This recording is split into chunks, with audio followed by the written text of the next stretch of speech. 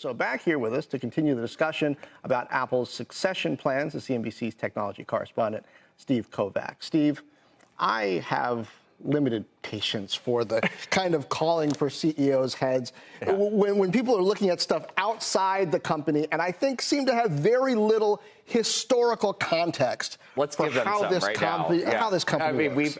You and I have covered this company for many years, and we've seen this before. Like when Tim Cook first took over from Steve Jobs, that was literally the same criticism that he got, right? Oh my God, we're losing this product genius at the helm, and now we have this operations dork running everything instead. And then we saw that play out throughout his tenure multiple times. I mean, and it seems like every time you see Apple slip back a little bit, everyone starts questioning. This happened when Johnny Ive left 6 years ago. This happened when Samsung was kind of innovating on phone designs and making these big screens and getting people excited about different kind of phones outside the iPhone.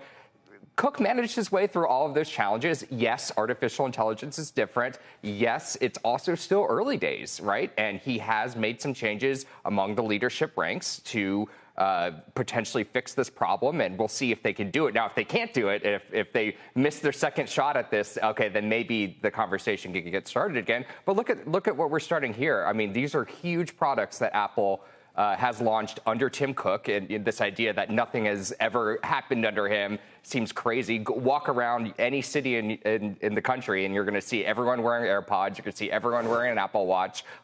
Apple TV shows are so many smash hits there. I mean, sure, it's like a marketing thing, but at the same time, he has the track record. Yeah. So, I mean, it doesn't mean in the future it won't happen, but boy, has he proven the naysayers wrong every single time. Apple culturally, under Steve Jobs, had a history of missing software-driven shifts. iTunes was a catch-up move after Steve Jobs was focused on iMovie and DVD burning instead of CD burning. And then they caught up. And then you can go to the Apple Maps debacle where people are saying, oh, my goodness, how will they ever do? I still don't use Apple Maps, but sure. Mobile Me, Ping, all these things, software-driven, social media-driven, where it's not exactly in Apple's wheelhouse, but they seem to manage to partner up with somebody while developing their own, and then they managed to come out ahead. And that's exactly what we're hearing about the AI, on the AI front. It seems like, I mean, Bloomberg reported a couple days ago that they might just give up on doing their own LLM and do exactly what they did with Google Search and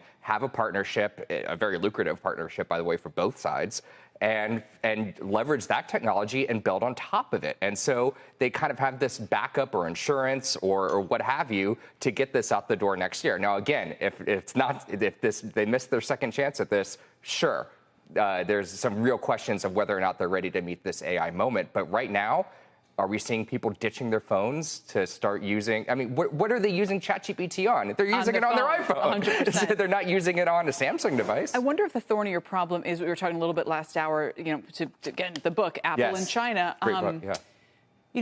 Tim Cook being the operations guy, this being a whole supply chain thing, are they going to bring in somebody who's really directionally moving more of the supply chain to India with all They're already doing that, though. Yes. It would be to do it much more so.